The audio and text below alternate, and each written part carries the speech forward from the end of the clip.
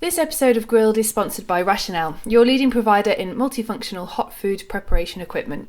Register now for a free Rationale live demo at www.rationale-online.com. The following podcast may contain swearing, some sexual references, and a huge amount of sexual tension. If you're easily offended by these, please don't listen. Welcome to Grilled. I want to eat Sunday roast whenever I want to eat Sunday roast, not when you want me to eat it. I'm cooking burgers. Oh, burgers! I hope they're not McDonald's. And you would bend down to pick it up and then he'd fart in your face. He thought that was very, very funny. Don't mind a bit of gangster rap if I'm driving around Torquay giving it some, The guy said to me, the waiter, do you want to come and see the kitchen? I said, no, not really, mate. I've seen one kitchen, I've seen them all. Like a piece of your culinary penis in or around their mouth. Welcome to Grilled by the Staff Canteen. I've had the pleasure of, and sometimes the discomfort of hosting the past 5 to 6 episodes with Michael O'Hare as my lovely co-host, but this is it. This is the finale. So welcome back, Michael, for one last time. How are you doing? I'm very good, thank you. I'm especially excited about today's guests. I think it's a nice way to end with double trouble, and two of my favourite people within cooking, and we've got some kind of good times behind us and some better times ahead of us. These are guys that I think that have been producing some of the most craveable food during lockdown, like salivating foods, but also they're top shaggers. And I can't wait to get chatting to them because it's been too fucking long. Today we've got Peter Sanchez and Brad Carter. Yes. He's picked the two with the best regional accents for the end as well. The two best accents. Where are you actually from, Brad? Because you never mention it.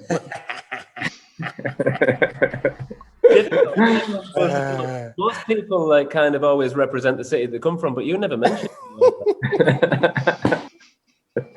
No, I normally wear a jumper with it written on the front just in case. Is that like an apology for the accent? So yeah, basically. So it's for subtitles. No, when somebody asks and I go, Birmingham, and they go, he's got it on his jumper, look. Oh, you legend. Thank you both for joining us. I'm really looking forward to this one. I want to start with how you all know each other, and I would quite like some funny or weird stories about each other as well, please, off the top of your heads. Don't look too panicked. Michael? Take the reins on this. Yeah, off you go. I think Brad and Peter, I've known longer than Brad. I can't really remember how. It's one of those things, like when you're a chef at a certain level, you tend to go to events and do things and see things and meet people, but I have genuinely absolutely no idea how either of us know each other, to be honest. It wasn't like, there's no blind dates or anything like that. I think I remember meeting Brad for the first time. I think it was at Michelin. Was it a Michelin event? I remember. I was walking past you and Josh, the Bristol boys. And you grabbed me and you were like, "Oh, there you are! I saw a picture of you and I was like, I've got to meet you. And here it is, and it's happening." And I was like, "Is it what you're expecting?" I just remember Brad's smell of his beard. You just had the biggest, fluffiest beard, and I was like, God, he smells so good. I don't know why, it's weird. Sometimes you put smell or something to it, and I just remember that. Well, it's a bit bizarre. It's not like a crush way. It was just that smelled nice. I haven't been able to keep it up because it's so long because of this lockdown. Because it would cost me about 30 quid a day to make it smell like that. I bet, man. Talk about the weird smell. What was it? What was it? I don't know. It was pure sex.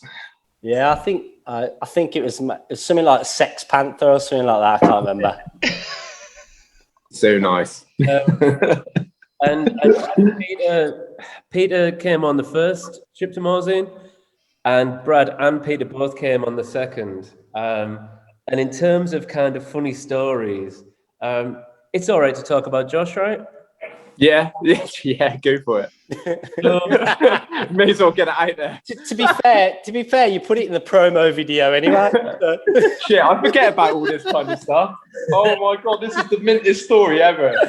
It's honestly, I think it is my favourite story because it's like, it's so far away from any kind of thought process that anyone I know would ever have. So I'll set the scene. We're in the French Alps. It's quite a relatively big ski resort in terms of like what's available. And we're in this kind of pretty idyllic chalet. We go out on the hoy on the night on the piss. By the time we're finished, I think it ended up in some like kind of drum and bass nightmare or something like that. One of Peter's chefs gets hungry. Peter's due to cook like the next day. He hasn't cooked yet. And he's no kebab shops in Morzine, is there? No, man. There's no kebab shops. There's no like McDonald's or anything like that. And he gets hungry. He thinks, I fucking need to eat. And there's nothing open. So he starts walking back to the chalet and spots this like kind of chicken hut, fenced off chicken pen, and thinks, I'll go and grab some eggs. So like goes in this chicken coop to have a look for some eggs. This chicken coop, by the way, is in someone's fucking like back garden. This must be like 20 meters away from their front door, and you're talking 2-3 in the morning, pissed. So he hops over, starts rooting around for eggs, can't find any eggs because it's dark, but surprisingly finds a chicken and thinks, fuck it, I'll have it. I'm a chef. I'm a chef, but I'll have chicken.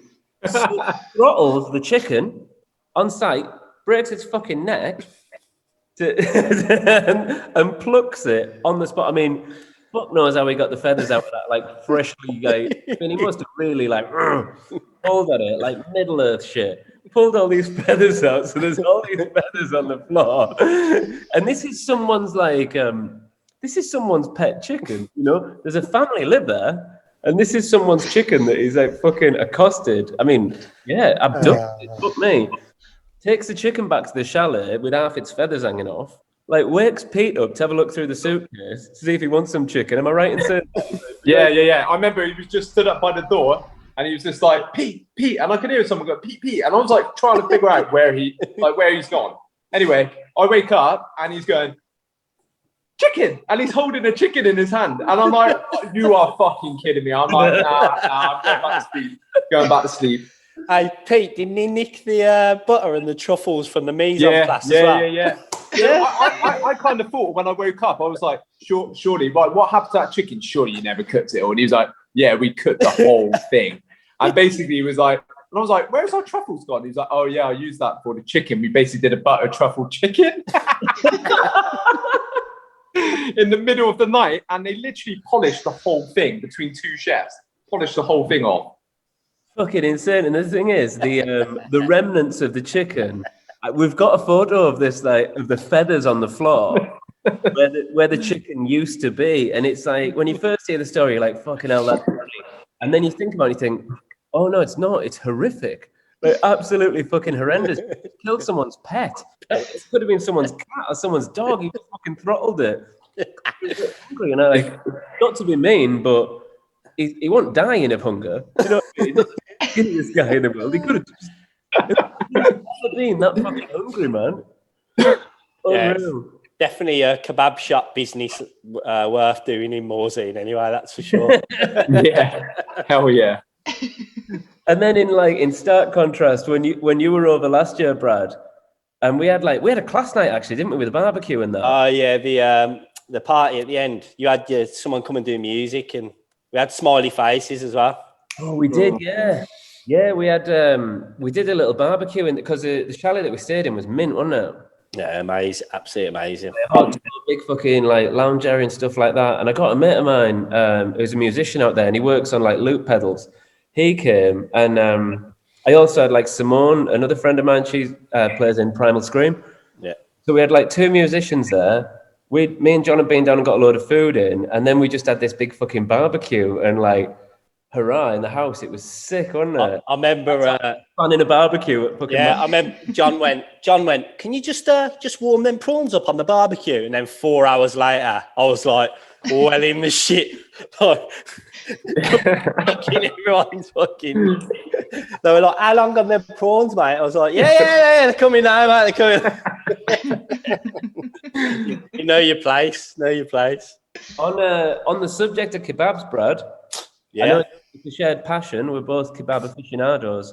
How's that going? How's the kebab? Yeah, it's been amazing. Like, I basically, the reason it came about, lockdown while obviously we're doing boxes, I never want to see another box in my life. I've seen enough boxes for the rest of my life.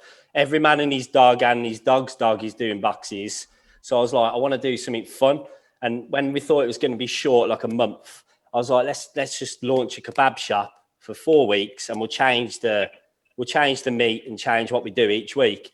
Obviously, it's gone on for fucking 6 months or whatever it is, but we've changed it every week. And I just wanted to do like a series. My mate borrowed me his archway because he's built a taco van.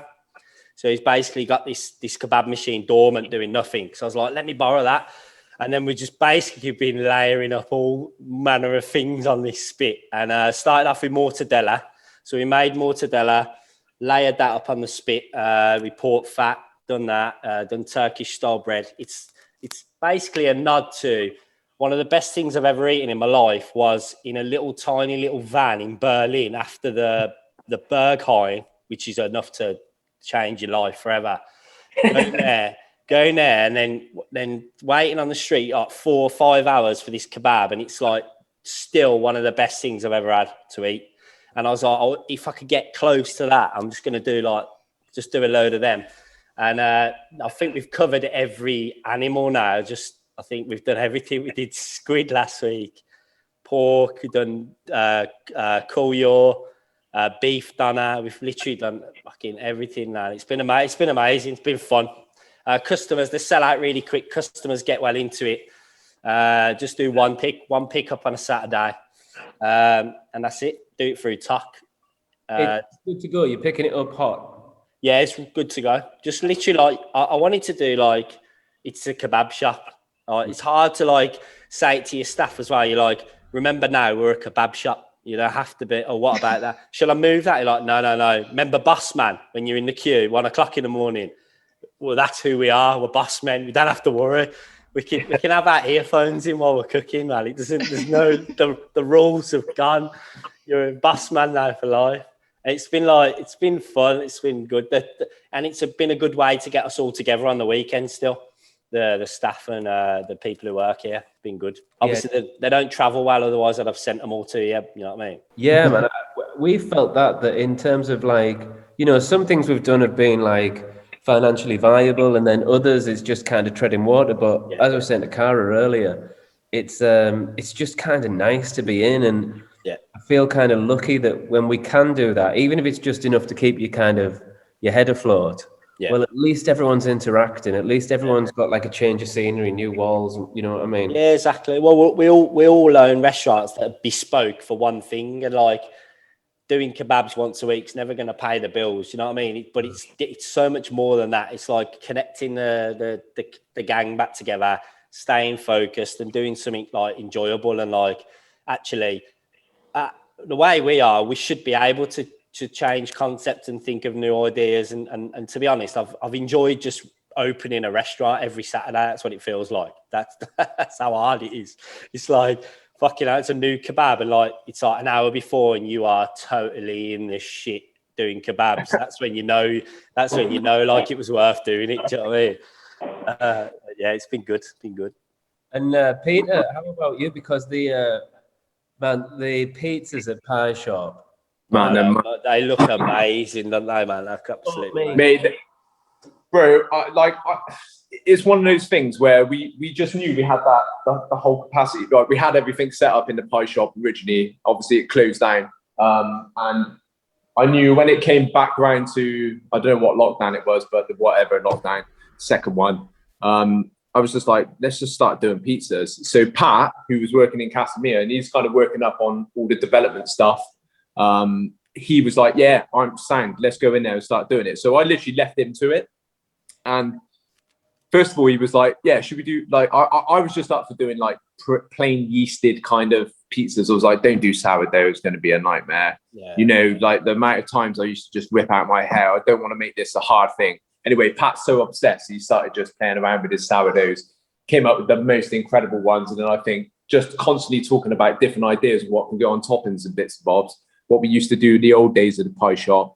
It just became this, I don't know, it just became amazing, man. And like me and my wife are like literally addicted to eating them. I always work on Friday and Saturday night just to give a push through the busy hours. And every single time I'm like, no, I'm not going to eat a pizza this week. I can't do it again. I have to order it. It's like literally, I have to take one home. Yeah, it's like the best thing ever. It's so nice. Yeah, man. I remember I saw you back in October, didn't I? And we were like, you were showing me around the new place. And I was like, oh, you're going to fire the oven back up. And you're like, you know what? I'm going to do it. I'm going to do it. You're like buzzing, getting well into it. Yeah. Yeah. Because we like, honestly, we've been trying to light that oven for the last 2 years, probably since it closed. Because we live in a development, we got all these apartments upstairs. As soon as we lit it for the first time in like 6 months, we had loads and loads of complaints. Like everybody just going, oh, the whole place is being smoked out, blah, blah, blah, blah. And we were like, damn, what are we going to do? Every time we tried, don't matter what we changed, didn't work. But this time we just stuck a load of like briquettes in it, like charcoal. Then that was, I think, when I seen you and I was like, yeah, we're just going to try and find a way. Thank God we kind of solved the problem. Burning, like, you've got to be all legit as well sometimes with all this burning stuff. Yeah. So got like a certified fuel. Yes, you have. Yes. You know what I mean. What you mean? Your tax papers? It feels like that. Trust me. Sometimes it feels like a policeman's going to knock on your door and take you away. Oh, it was painful. But as soon as we did it, it was like, yeah, this is the right decision to do. And I think at the same time we were doing Paco boxes as well. They just like lasted and they've just been like busy as hell. Was really, really good. It's just like you said, Michael, it's just nice just having faces around, seeing everybody, and feeling like you're still alive. Because at some point, I think when I seen all the 3 restaurants in a row, like just no one in it, it just felt like a part. I don't know. It felt like a fucking part of me died in a weird way. It's just mental. It's mad. That was a bit deep, wasn't it? Sorry about that. You know what? I was like, my biggest concern, I thought, right, there's 4 of us. Like, I have a problem with talking over anyway when there's just 2. I thought if there's 4, it's a free-for-all. But it's gone the opposite way. Everyone's being, like, well nice about it. Leaving pauses.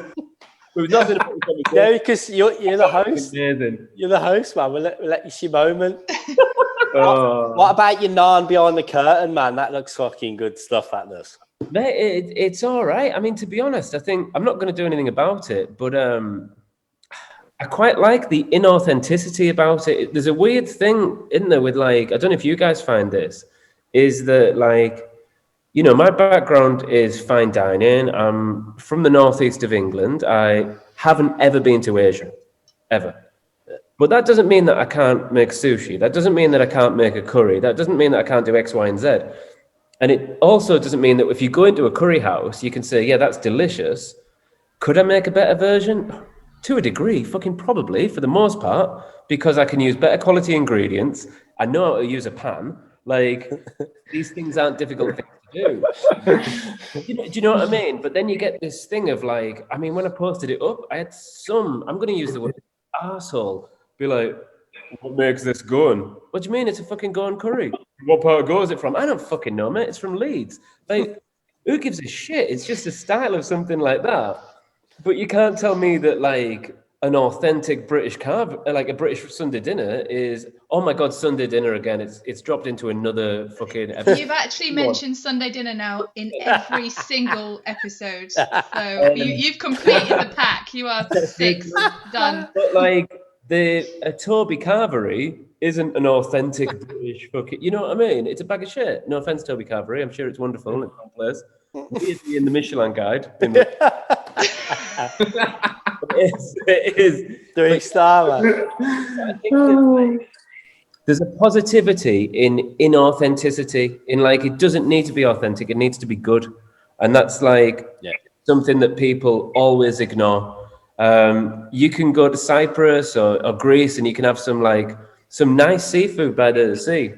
It's not as good as you can make in Birmingham or Bristol or Leeds because we've got the connections and the ability to get the better produce. And if I dare say it, probably better chefs. We're all like Michelin-starred chefs. And so you must have the ability to do that. And it's a strange thing when you venture out of your norm, how people receive it. And the vast majority, like 99.5% of people have been receptive of it. And some people just get really pent up on that authenticity thing. I think it's a real unusual angle. I know how you deal with criticism on social media, Michael, but Peter, Brad, how do you take it? I just delete them before anyone can see them. I just don't give a shit. I just put. I think in the pie shop we did something at the very start, and I literally stuck my middle finger up at someone, just because I was like, I'm not playing this game of like whether it's like you don't see the value of a pizza, because it's really weird. You put a pizza for like £16, everyone's like, oh, that's a really expensive pizza, and then you're thinking, yeah, if I put that on a charcuterie board, the meat, you would probably pay £16 without even quibbling. It's just the fact that it's on a pizza, and you associate pizza with being like, I don't know, £10. And I'm like, in Domino's, it costs a fortune to have a pizza anyway. So I don't even know why half the people complain about it. And I think like sometimes these, like, you know, people express themselves and they want to tell you how they're feeling. But really, like, I don't want to hear it. I don't really give a shit about their opinion. So like, I just went one day, I'm just going to stick a middle finger up to this guy, just the emoji. And because that was all I wanted to answer, with just like, fuck off kind of thing, without saying fuck off. It's an emoji. I don't know whether you can go to court for that shit. No, man, that'll teach stature. That's what the Sex Pistols sang about that, Pete. Is it? The new free voices emojis, man. You can just like, even if you can't be arsed, you can just put an emoji and someone knows what you think. You don't even have to. Yeah. It's just one button. Yeah. They'll definitely change the law, though. We'll end up going to jail for using them next. Definitely. I like to, me and John, one of my boys, we like to kind of guess stories, you know, try and tell someone a story only in emojis. Nice. Quite good, yeah. Yeah, I like that. I like it. Also, like the three of us, like we do everything we do is from our heart and what we want to do. And it's like you're always going to open yourself out to someone attacking that, because it's not the norm. It's not what they expect us to do. It's like, you know, like we're going to go off and do something completely random. So like I'm already ready for like someone to say, well, that's fucking shit. That's wrong. That's this. And I'm like, to be honest, I made crispy pancakes the other day with beef cheek in it and smiley faces. It's like, no one expects you to do that, but I want to do it because it's a lot of fun. I'm sick of the doom and gloom, to be honest. You know what I mean? It's like, everyone needs to just chill out a little bit. You know what I mean? Like enjoy, see things for what they are rather than what you think they are. Like just, yeah. I agree. And going on, Peter, your comment on the pizza price and stuff like that, there's a really strange thing with the value of food. And I just believe straight across the board, it's massively undervalued. But if you look at like an enormous company like Ferrari or Lamborghini or something like that, or Aston Martin, nobody comments underneath the launch of a new Aston Martin, fucking hell, that's a bit pricey, mate. You can have a Mondeo for 25 grand. Like, no one compares it. And isn't that a weird thing that people will like look at whatever you do at the highest end possible within food and then just take it as a comparison to the lowest denominator? Yeah. Like, but that makes no sense because I can get fucking cod and chips for £6 down the road. What? You don't have to do either, man. You don't have to buy the Ferrari. You don't have to buy the Mondeo. You can get the fucking bus. This isn't like, it's not a tax. It's business that you can either like buy from or not buy from. Yeah. Either way, to be honest, I kind of don't really give a fuck, because if you don't, someone else will. Like, it's really unusual to critique food prices, I think. Just either do it or don't do it. It's a weird one. We always had it with day one with the pie shop. It's just the ingredients, what we're using on top of the pizzas, were just like too expensive really for the price we're charging. And it was hard to be able to make that work. And it's a shame that people's perceptions are, value for money when it comes to fast food, when it should be about value for like the quality of what you're buying. And I think you can always taste it. You always know that it's different. Definitely. And with something like what you're doing, it's a unique version of anything else out there. So that immediately adds value. You know, like I'm selling the kebabs for £12, right? And down the road at King Kebab, it's amazing. I used to go there when I was at school. It's £6, and it's shit chicken. It's a naan bread that I don't even know if it's got yeast in it. It's got some kind of yeast in it, but I don't know where the yeast from. You know what I mean?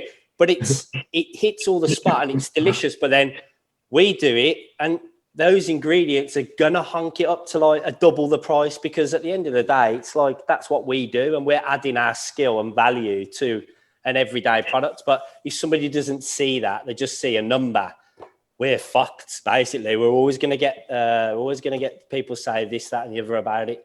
But at the end of the day, that's what you're paying for. You're paying for something completely unique. Like I cannot get one of those pizzas that Pete's doing anywhere in Birmingham. They don't exist. No, we had a conversation at work about driving down to Bristol. Should we just drive down when my mate finished his diet? Should we drive down and just get one for the crack? And it's fucking miles away, but like we haven't got anything else on. You know what I mean? But, so yeah, that'd be mint.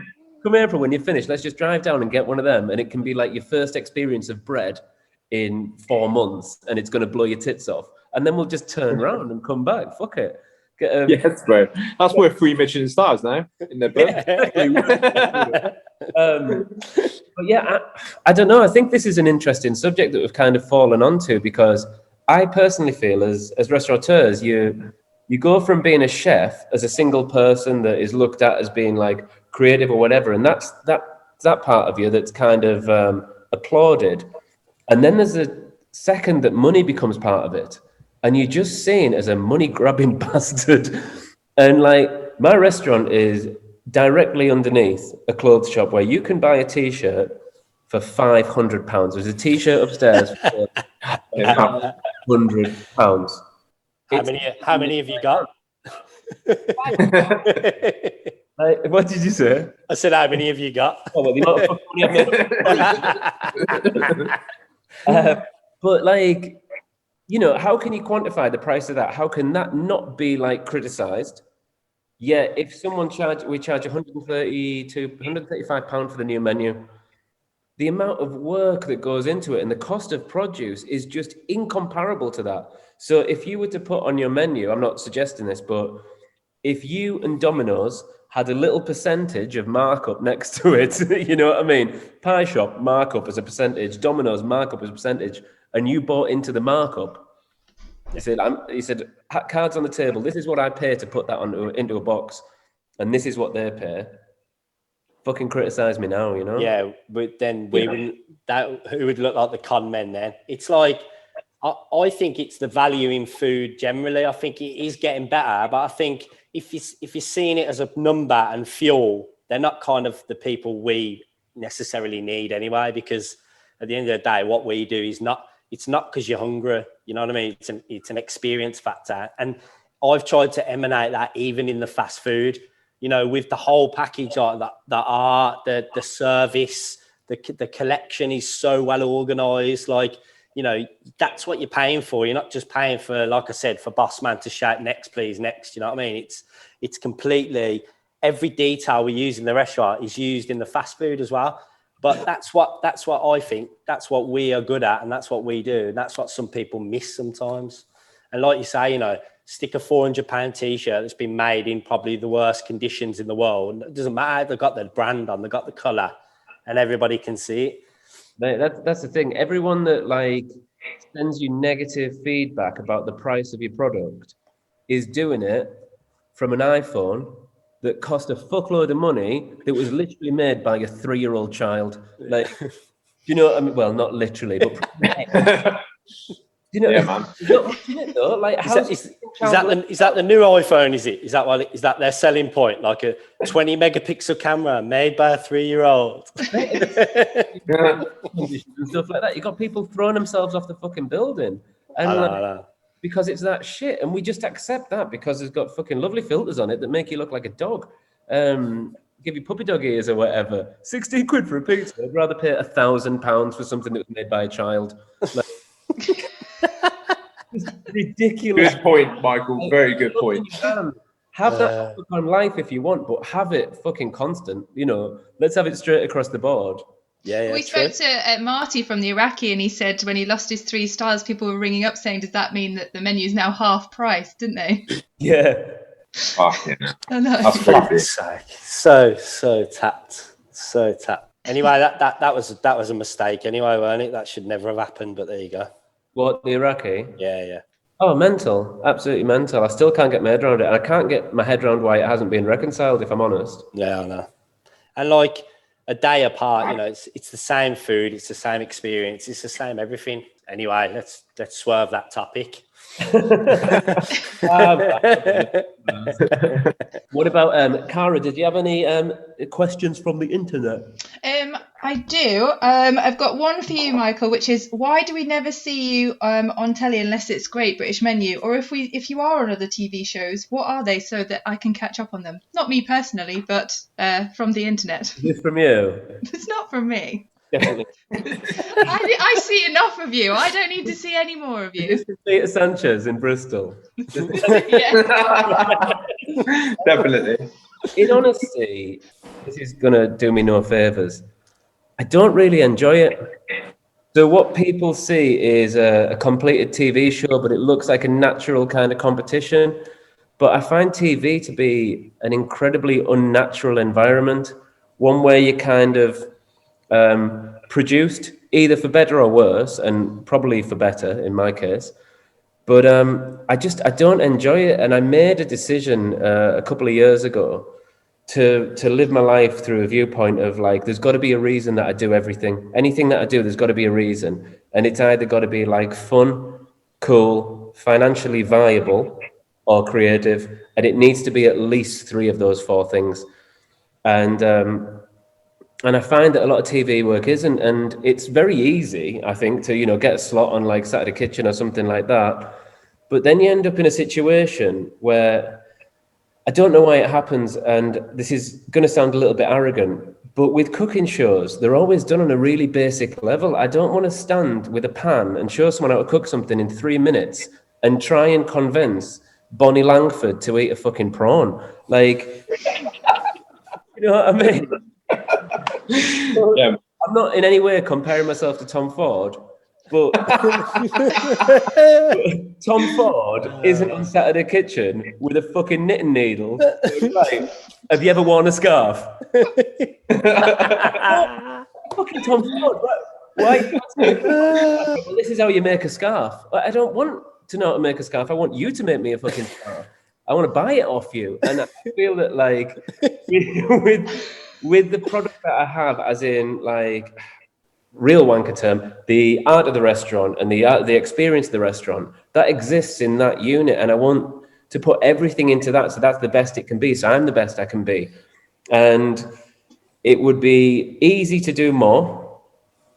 And it would put more money in my bank account without a shadow of a doubt. And it put more bums on the seats in the restaurant. But it doesn't make me happy. And I think you have to do things that make you happy. Yeah. We'll be, just for the record, I reckon you could definitely convince Bonnie Langford to eat a prawn, by the way. At some point. You know what I mean by that, though? There's always, like, I don't know, someone off Silent Witness that doesn't like tarragon. You're like, ooh, you're going to like it when I try this. It's in a creamy pasta sauce. Yeah. How easy this is. While we're talking TV, we will be a few weeks into this year's Great British Menu. What are all your thoughts on Great British Menu these days and people that compete in it? I'll go last. No, I'll go first. It's one of those things where there's a lot of chefs going on to it. So I don't know how many it starts with, but I think it's like 25, 30. Then you get the shit judges like Michael on it. No, really joking. For me, it's like one of those things. People, if you're trying to get your face out there and you're trying to get heard, Great British Menu is a bloody amazing platform, like a brilliant platform for any chef. And without it, there probably won't be the likes of some of the chefs who are around and who are doing who have and are still doing great things. So I can't but I don't like the whole competition thing. I just don't feel like Michael going back to about it being a natural process. It don't feel natural the way it's filmed and the way it's shot. I know this, I've done it, and it feels very like I love the final week. The final week for me, when I did it, absolutely enjoyed. Like, I had the best time ever. In the regional heats, I hated it. I like with a passion, like an absolute passion. I was like, I'm never doing this again. It just feels like people trying to stitch you up, give you hardly any time when really you're going to make mistakes anyway. You don't have to keep pushing things on you just to do it. And I don't know, I just believe that you got to do what makes you happy. And if you've got to get your voice out there and you've got to get your restaurant busy, then GBM is a great platform for a young chef who's trying to voice their name. But apart from that, I would, is what it is. I agree with Pete. The competition thing for me has never been enjoyable at all. Like, I never did them back in catering college. I've never saw this job. For me, I always struggled at school, and like I never thought linear at all, and I hated facing the blackboard. And as soon as I went into a kitchen, it was like, although there can be some of the most depressing places on earth, depending on where they are, you know, there's always someone with like 90 kids. There's always someone like having a divorce. There's always someone like cheating on the other chef with the pot wash or something like that. But I always found like the kitchen to be a creative place and open. And the minute you start saying, okay, you've got to do something to beat that cunt over there, like for me, I'm out, because that's not why I do it. I like the fact it's an extension of yourself and creativity, not wanting to beat him over there. Like, the aggression side of it, I've done all the aggression when I was younger. It's like, and I don't want someone like filming me when I frown about something else and then putting it over, your food looks good. And then they look at me and I go, and I frown, and it's all very formulated, like the boys saying. That's, for me, there's no joy in that. It's like, it goes back to wanting to do exactly what you want to do. So my thoughts on Grub British Menu are a little bit complex. First and foremost, like, I am forever in debt to that TV show, because hands down, if it wasn't for my appearance on that, the restaurant wouldn't have taken off the way it did. We wouldn't have got the notoriety that we did, and I probably wouldn't be sat in my own restaurant now. And it's afforded me a life that I never thought or never expected to have. And that is, you know, down to my hard work and creativity, but ultimately because of the platform that provided. So when called upon, it's something that I'll always do, because I owe them. And however, as a cooking competition, it's important, I think, that people know that isn't just a competition. That's a TV show. If it was just a competition without any jeopardy, without any like kind of risk involved, without appealing to a generic audience, then it wouldn't air. You know, it has to have jeopardy. It has to have people from different backgrounds. It has to have different stories. And those stories aren't like kind of conducive with food. There's no correlation. Let's say the brief is Veterans Day or whatever, and you're cooking for people that fought for the country, and then people are doing, like, I don't know, a fucking chicken in the shape of a bomb or whatever, like, as if that's what you want. If you stormed the beaches at Normandy, a reminder in the form of a chicken ballotine that looks like a fucking bomb. Like, I think if you were, you know, if the doors were closed and no one was looking, and I had a load of war veterans in, and I'm cooking for them and say, right, guys, I've got a load of strippers in. Here's a massive fucking steak. Help yourself to the fucking patroose. Have you had caviar before? No. Have you had cocaine before? No. Like, this is how you experience life, and this is how good food can be. Like this, boom, boom, boom, boom, boom. You don't want it on a kind of like wooden box with a spade in it and a bomb and whatever, and a flag. But people love that, and by people I mean the audience watching, or the vast majority of the audience watching, and they do continue to tune in year out. Obviously, you're going to get some people that can see through it. They'll be like, "Oh my god, this is the same stuff." People play like bingo with it. How many times can you say like, you know, take it to the next level, and stupid kind of like generic sentences that appear on that show? That's always going to exist, but it is what it is. I think as a talent pool, because cooking's not a sport, it's difficult to become unfit. So the people that have won that competition, say 10 years ago, are still cooking at the highest level in the country. Sat Baines still exists. Won Great British Menu. He's a 2-star chef, you know. he still exists. So you can't get the new Sat Bains. It's not like Brazilian footballers where they're coming through every 6 months and you think this is the new guy. He's fitter, he's faster, he's better. With cooking, you just grow. You just get better and improve. So unless you're having the same guys on every year, and girls, sorry, it's always going to be a slightly weaker talent pool with the odd standout chef. I think that's what we see on Great British Menu now. And I think professional chefs, not just people watching, will look at a lineup for a region and it's like, all right, well, Niall Keating's in it, he's won. Like, do you know, you know what I mean? You can clearly see the standout chef at the start. That's how I feel it is at the moment, because there's just not that pool of constantly, like, we're not a big enough country to always have like a superstar involved. I think there's always a time for a chef as well. I think, like, you know, you can get your chance to go on there. Like, it can absolutely. There's a few guys out there that have really exploded from it, and the timing was perfect because it's all the momentum of that, and then the restaurant on the back of it. But what you do find is a lot of guys, they get stuck in the Great British Menu trap where they feel like they're known for that. The guests coming in, they think they want to eat all those dishes, whereas I think Mike and Pete, they were on it a long time ago.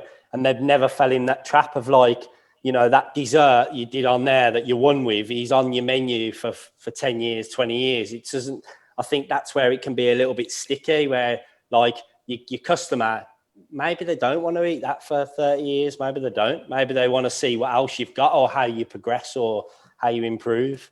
Well, I don't know if you feel like this, Pete, because it's obviously it's quite a while back now, but from a financial perspective, there's people that watch Great British Menu and want to eat the food from Great British Menu in the restaurants. They like say, right, okay, I've seen him on Great British Menu, therefore I'm going to go and eat in his restaurant. And that's a really, really admirable thing. You know, that's a nice thing, and it's nice to have those people in. And then there's other people that don't watch Great British Menu, that their hobby is eating in class restaurants and drinking nice wines. And you know it when you see like a bucket list couple that are coming in. They're like, I've seen it on Great British Menu, I wanted to eat it, I wanted to try that. We'll have just a bottle of rosé, some tap water, and like kind of leave us alone until we get that. And they're almost anticipating that dish. Which is like, it's lovely, you know what I mean? But it's not the usual crowd that you get in your restaurant. So it's a completely different crowd, having a Great British Menu crowd in the restaurant than it is having a normal kind of dining clientele. Yeah. I think like that whole kind of thing of what clientele come with the TV, like regardless what you're doing. You know, people want to then be like, oh yeah, I've eaten Peter Sanchez's restaurant. And like, for me personally, I just don't really want to be known by anybody. I just my peers, I'll be happy like with you guys and having banter and being well respected, but I just don't, and it's only my own personal view, I just don't want to be known. I don't want to walk down the street and someone go, oh, can I ask you what you cook on the weekend, or like this, that, and the other, or can I have a photo with you? Because I found that weird back in the day when we did a bit of TV and you would get the odd person just catch you out of the blue. You probably get Michael or like Brad when you've done things. And it's just odd. I just find it really bizarre because I'm like, I just don't want to be a celebrity. That's not really what I want to be. I understand the chefs who do want to be a celebrity and they do want to be known, obviously, for probably financial reasons more than anything, rather than vanity. But at the same time, I just always feel I just want to be like doing my own little thing in my own little world, happy. And people come in, I don't know them unless they've been to the restaurant before. And I'm just like, all right, guys. And I've got like, you know, I'm just trying to give them the best experience they can have without too much of a thought process of like who I am as a person, just because they see me on TV, or how the restaurant should be just because they've seen it on TV. I don't know. Getting caught in Asda buying your OXO cube. And someone goes, Peter, are they for your stock at the restaurant, are they? Like, yeah. Yeah, I'm going to charge you 190 quid for them. Oh, God. Yeah, it's a weird one. I think everybody's probably got their own little thing on it, but I think it just goes back to what you're happy with and what you want to do. And I think you only know that by actually doing it. So, like, people who haven't done it won't really understand fully then the whole process of it. But I just know from my side, I'm just happy doing what I'm doing, and I like just doing cool restaurants and trying to just create good experiences for people. Have a good jolly night out. Also, there's no right or wrong with anything. There's people have their own views. It's like, it's not right to go or wrong to go on Great British Menu. You just got to be yourself and feel it. And if that's like, if a young chef feels like that's his platform and that's where he needs to be and that's what he needs to do, that they need to just go off and do it. I think there's a lot to be said about being focused, get your head down. And like, I always wanted my own restaurant or whatever. And if that's what you want, then you go for that first. If you want the limelight, you go for the TV, you go for the exposure, you go for all of that. And I think everyone's got their own focus. Whereas, like, I always just wanted to have my own place where I made my own rules and it be creative, like I said earlier, not being, forced down a system or forced linear. It's just that it doesn't work like that. And then everything else just comes along for the ride. And I think that's the way it should be, because then you'll always be yourself. I agree. It's a weird level of fame that comes from it as well, because it's so like you don't benefit directly from that level of fame. Do you know what I mean? Like you said with the Oxo Cube in Asda thing, is that like there's that negative where you think, shit, now I've got to be constantly a little bit cautious or aware that maybe I can't pick my nose, maybe I can't do this, that, and the other. Maybe I need to like not buy ready meals in Marks and Spencer's or whatever it is, because someone is always going to like have a little quick peek in your trolley. But as a positive side of that is that I remember a few years ago, I went to Barcelona and I went outside the hotel just to have a cigarette. And it was like right in the center of Barcelona. And this Australian couple stopped me in Spain to chat to me and have a photo taken. And I was like, oh, that's fucking big. Like, that's quite good. They've seen me in Australia. Now they're on holiday in Spain. They've never been to England. And we're having this photo. And there's something like kind of comforting about that, because it's not a constant thing. You know what I mean? It's like, well, that's the opposite of lonely. That means I'm in a new city or a city that's not my city. And someone's just being genuinely nice to me. And that's like, that for me is the lovely side of it. Yeah. The downside of it is everyone's going to call you names all the time. I've got one last question that was sent in, which I'd quite like to know the answer to, which is, what's the one or most likely change to your habit, routine, or outlook that's occurred during obviously the past 12 months that you'll want to keep when we get back to normal? Pretty much just knowing yourself. I think having a time for yourself to look at the way you live and the way your life functions and what you like and what you dislike about the old days to what you like at the moment, but it's not going to last. So there's lots of things where, I don't know, health is always like one of the things what picked up. I'm like, I can't keep doing what I'm doing. I can't just drink every day. It's not like I'm an alcoholic, but drink every day. I think at one point I was just like, anything with nicotine in, I was just like, yeah, give it to me. And your body's like, your body just don't want to do these things constantly. And I think it's just like trying to figure out like, how can I make myself a better person, but also like from a healthy perspective as well. So, and living, and I think if you're healthy and I think if you've got your health, you're pretty much living a great life. I think health is number one probably to anything, because if you've got bad health, then you ain't helping no one. And then like for me, with like obviously having the baby and just the whole. Then how do you balance your own personal life with when we're going to go back into the restaurant? I think this time has really made me understand that I can do it. I just need to be able to want to do it and make time for it. Whereas, and I think it's quite easy just to get, rooted on what you're doing at the restaurant and just going restaurant. Okay, love, restaurant. Whereas then I want to be able to balance the both and go, I see it with Michael, like with your little one.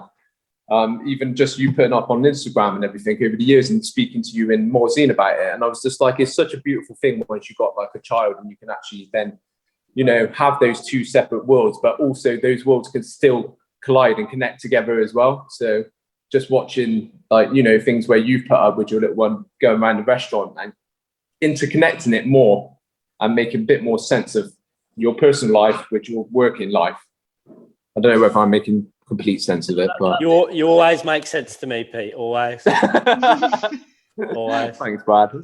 Yeah. What have you guys missed What have you guys missed? I haven't asked you this yet. Have you missed anything From the lockdown situation? Yeah. I miss things that I probably wouldn't be doing anyway.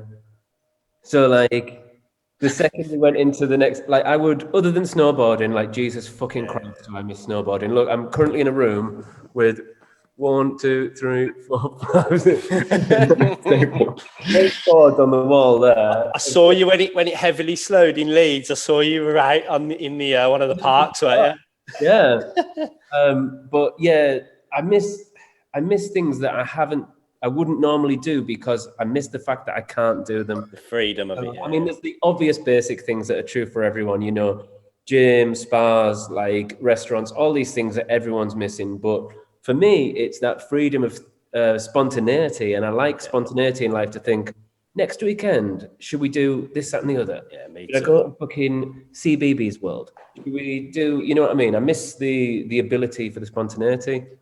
But if I could bring it back around to the initial question of what would you change that's happened at this fast, is that I think that pre-corona, the world warped and tweaked into something where every business within hospitality started to be a bit of a catch-all. So, you know, when I was a kid, there was restaurants, there was bars, and there was nightclubs and pubs.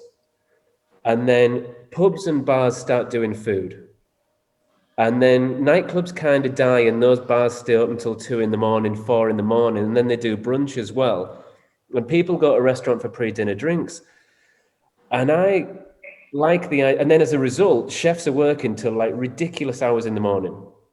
Chefs are leaving restaurants at 1 a.m. because like people like to hang around and stay and drink in the restaurant. And that's part of hospitality, I guess. But I think it'd be a much nicer world if you knew you were going out for a dinner, say I'm going to like Carter's or I'm going to Casamia, that I can plan a table and say, right, I'm eating there at 7:30.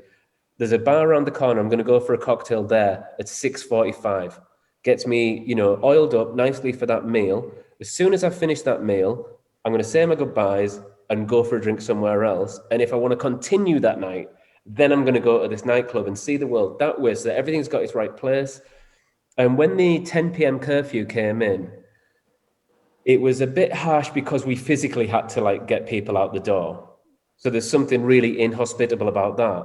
But I said to the guys, I was like, guys, this is fucking sick. This is how it should be. People shouldn't be sitting down for dinner at 9 p.m. at night.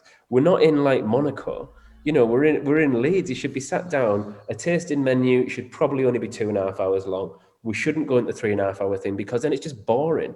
It doesn't matter what, if you're getting a fucking flying melon, like it's still boring after 3 hours. So my asshole hurts. I need to leave, you know?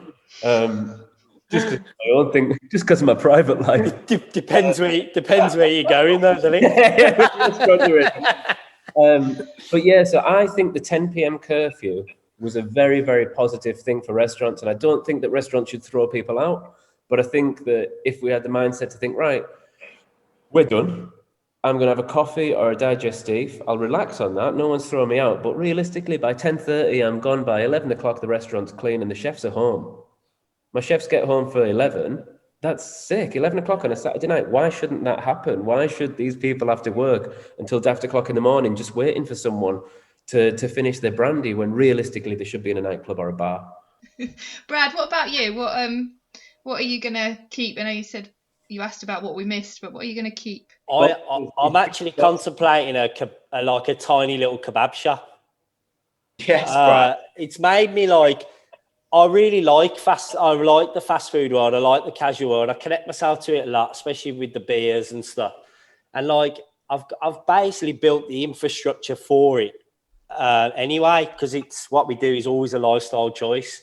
And I just had this like dream of having them in every train station in the country, you know, little hatches of just handheld amazing food that just a little bit everywhere. Go and visit Pete, go and visit Mike, go and visit Gaz, go to London. And like, you just got these little, these little kebabs coming out of a window, essentially make them in a factory and send them into all these little places where you can basically, anyone can serve them out of there.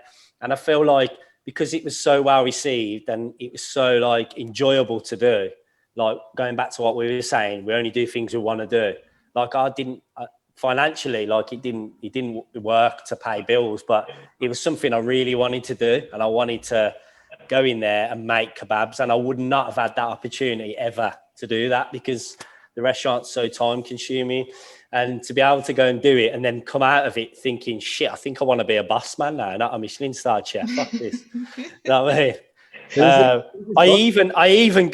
I've got this Reebok cap, right? And they did a Doner kebab series years ago, probably like 10, 12 years ago.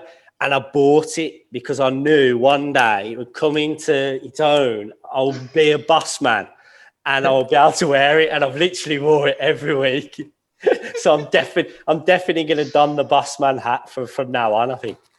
I need a picture of you with that. Yeah, no to problem. Use for promo. You can use it as the profile picture, and the Birmingham jumper, obviously. Yes. Well, this is obviously our final episode. Michael, do you have any highlights from the series? I mean, I've got quite a few, but is there any points that you particularly enjoyed? Any points that I particularly enjoyed? I quite like the stuff where you've edited it out. I like the stuff where I've spoke about me having a big head and the caps don't fit me, Brad. You're like, you look good in a cap, but Pete, what's your head size like? No, my head's it's been this way but too long. Yeah, you're like kind of like a kettle, aren't you? Yeah, doesn't work, mate. I can't get hats to fit. I really struggle with it. And also I'm cesarean section, and I might be wrong here, but I think if you have like a child cesarean, it doesn't get a chance to get its head squashed in the old flaps. You know what I mean? If you give birth naturally, then the head squashes a little bit, but cesarean is pretty much like styrofoam. I'm not sure that's medically correct. I've got this fucking enormous head because... Do you remember those, you probably got a heady one, where you can grow your own alien and you pour some water on it? It is. Like, they don't get chance unless you can, if you're forceps out, then you've got a bit of a head start for peak caps and stuff like that. And if you do it naturally, then I think all caps, like new era style baseball caps, are built for like vaginal birth. There's no cesarean caps. Anyway, I was talking about that and saying how, like, when I wear one of those caps, it looks like one of those caps that, like, Jewish people wear, like the skull caps, because it's so small. It goes right on the back of my head. And the guy that we were chatting about said, like, oh, can you take that out? Because it's a bit, Judaism. That exists. It's not racist. He opened the line with, like, cunt, fucking cunt, whatever. I quite like that. What else? If only people could hear the stuff that if only people could hear the stuff that I've taken out of this podcast, Michael. Well, I've got to say that some of my highlights have definitely been learning that Gareth Ward keeps his onion ring crisps in the shower so that he can eat them. Yeah, that was a highlight for me. That's because he's so tall. Though he's the only one that can reach him. The story about amazing. The story about the pussy pillows in the Ritz was undeniably definitely a corker. Enjoyed that one as well, and I also enjoyed your Scottish karaoke. So that was also a highlight for me. Yeah, thank you so much for having me, and guys, thank you for coming on. Thank you, nice. No, thank you very much. I've really enjoyed it. It's going to be really quiet without you in the podcast going forward. And Peter and Brad, thank you so much for being our last guests. I've really enjoyed seeing you and speaking to you, because obviously we haven't caught up in such a long time. So thank you so much for coming on. See you guys. Thanks, guys. Bye. Do the Zoom wave. Do the Zoom wave. Bye. Bye. Bye. Bye. We hope you enjoy listening to Grilled as much as we enjoy recording it. If you want to catch up on past episodes, they are all available now. Just search for Grilled by the Staff Canteen where you normally get your podcasts. And if you want to help us keep bringing you the content you love, you can contribute from as little as £1. Just head to thestaffcanteen.com to find out how. This episode of Grilled is sponsored by Rationale, your leading provider in multifunctional hot food preparation equipment. Register now for a free Rationale live demo at www.rationale-online.com.